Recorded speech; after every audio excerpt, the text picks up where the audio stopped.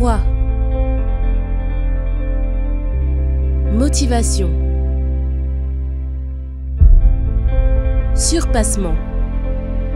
Fortifiez votre intérieur avec le moment de foi. Il est clair que tant qu'elles sont vivantes, il existe encore une chance pour ces personnes. Ni Dieu, ni l'Église ne condamnent un quelconque pécheur, mais pour être libérées des jugements, elles doivent décider d'abandonner leurs erreurs et de revenir à Dieu. Amen. Et vous savez, Église, qu'après avoir écouté ce que vous avez écouté, après avoir écouté ce que nous tous on a écouté, des fois la personne, elle a cette pensée au-dedans d'elle, comme si c'est une accusation de l'Église, comme si c'est une accusation du pasteur. Par exemple, vous venez parler une chose avec moi, et demain, le pasteur va faire le culte, et Dieu l'utilise. Et là, vous dites comme ça, oh, ce que j'ai parlé à l'évêque hier, l'évêque est allé parler au pasteur.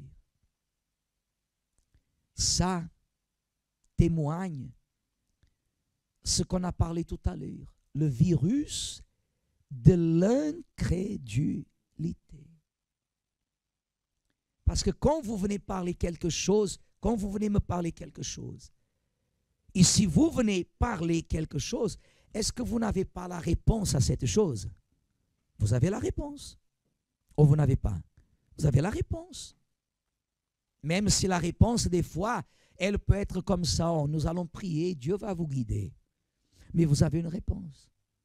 Alors, pour quelle raison la personne pense que le pasteur est allé parler à notre pasteur pour que l'autre pasteur, dans le culte, ce qui est un péché, il utilise le culte pour parler au sujet de cette personne?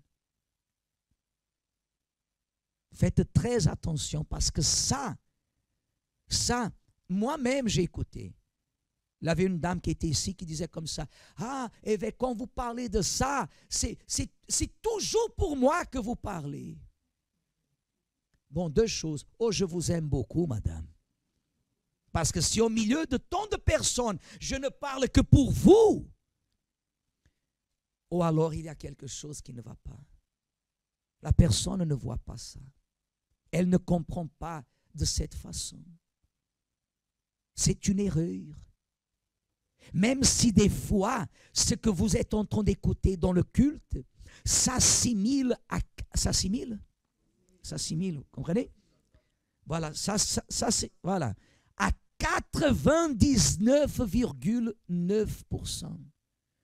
Ne considérez jamais que le pasteur est en train de parler à votre sujet ou pour vous. On n'a pas de contrat avec les hommes. Notre contrat, c'est envers qui? Envers Dieu. Mais quand on parle quelque chose et vous ciblez, c'est parce que vous-même, vous savez que vous avez un engagement avec une de ces erreurs que nous venons de parler ici.